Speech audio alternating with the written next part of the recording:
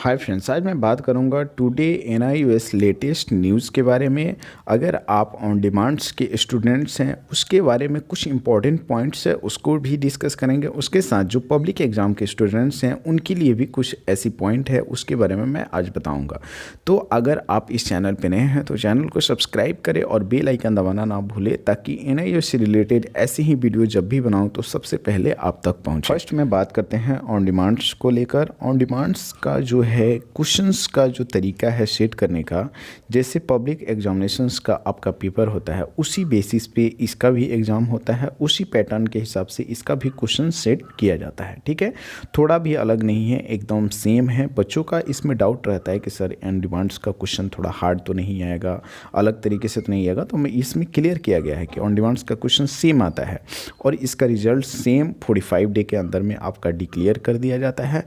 वहीं बात करें इसका जो एग्ज़ाम होता है केंद्रीय विद्यालय, ऑल ओवर इंडिया केंद्रीय विद्यालय में इसका एग्ज़ाम लिया जाता है और जो एग्ज़ाम कंडक्ट कराती है जो एनआईओएस का हेड क्वार्टर नोएडा है उनके द्वारा ये कंट्रोल किया जाता है और वहीं आइडेंटिफाई करते हैं कि आपका कहाँ पे सेंटर डिसाइड किया जाए। ठीक है, उसी हिसाब से आपका एग्ज़ाम लिया जाता है। अभी फ़िलहाल देखा जाए तो जनवरी में ऑन डिमांड्स का पेपर ऑलरेडी हो चुका है।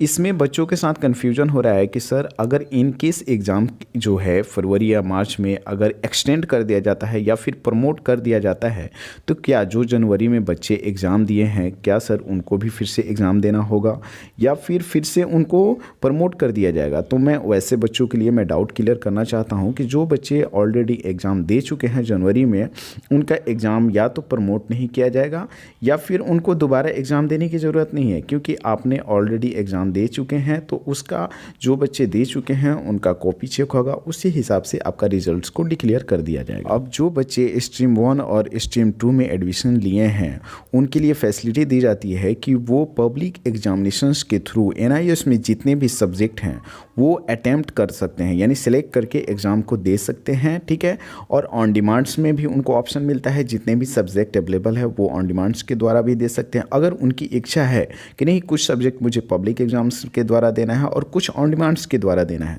तो उनको वो भी फैसिलिटी दी जाती है कि इनकेस अगर रिजल्ट्स आने के बाद कुछ सब्जेक्ट रुक जाते हैं तो आप ऑन डिमांड्स के थ्रू भी एग्ज़ाम देकर आप अपने सब्जेक्ट को क्लियर कर सकते हैं। ठीक है, आगे ये भी बताया जा रहा है कि 10th और 12th के बीच में 2 साल का गैप होना चाहिए। इनकेस अगर 2 साल का गैप नहीं है तो केवल 4 सब्जेक्ट का ही आप एग्ज़ाम दे, जैसे ही 2 साल का गैप हो जाए उसके बाद एक और सब्जेक्ट देकर आप 5 सब्जेक्ट पूरा सकते हैं। वही बात करें कि स्ट्रीम 3 और स्ट्रीम 4 वाले केवल ऑन डिमांड्स के ही एग्ज़ाम दे सकते हैं, वो पब्लिक एग्ज़ाम नहीं दे सकते हैं। आगे ये भी बताया जा रहा है कि जो ऑन डिमांड का रजिस्ट्रेशन होगा केवल ऑनलाइन तरीके से ही किया जाएगा।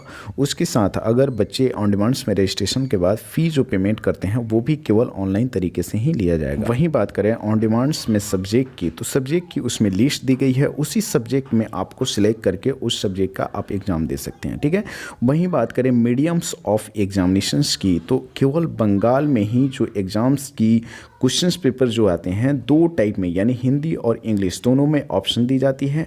बाकी जो रीज़न है उस हिसाब से आपको एक ही लैंग्वेज दी जाती है। बात करते हैं ऑन डिमांड्स की रिजल्ट्स की, तो ऑन डिमांड्स की रिजल्ट्स जो है डायरेक्टर के अप्रूवल के बाद डिक्लेयर कर दी जाती है। वहीं बात करें marks statement come certificate and migration certificate, ठीक है, प्रिंटेड होने के बाद ऑल ओवर पास स्टूडेंट्स को क्या है रीजनल सेंटर पे वहाँ पे प्रोवाइड कर दी जाती है। फिर वहाँ से आप जाकर कलेक्ट कर सकते हैं, यानी आप वहाँ से आप अपने सर्टिफिकेट ले सकते हैं। आगे ये भी बताया जा रहा है कि इन केस आपकी जैसे कि ऑन डिमांड्स के थ्रू आपने कोई एक सब्जेक्ट की एग्ज़ाम दी, जैसे कि हिंदी के एग्ज़ाम दिया, वो एग्ज़ाम पेपर आपका अच्छा नहीं गया तो आप चाहेंगे कि फिर से दोबारा एग्ज़ाम दे दे, तो वो फैसिलिटी एनआईओएस द्वारा ऑन डिमांड्स में दी जाती है। लेकिन इस बात का ध्यान देना होगा, जैसे कि आपने जनवरी में हिंदी का पेपर दिया तो आप जनवरी में फिर से आप उस पेपर को नहीं दे सकते हैं।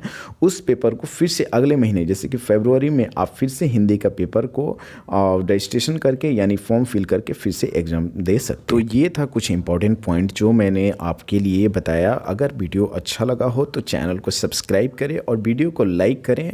अगर आपको कोई भी प्रॉब्लम होता है तो आप मुझे कमेंट करके कभी भी किसी भी वक्त यूट्यूब पे पूछ सकते हैं। Okay, thank you.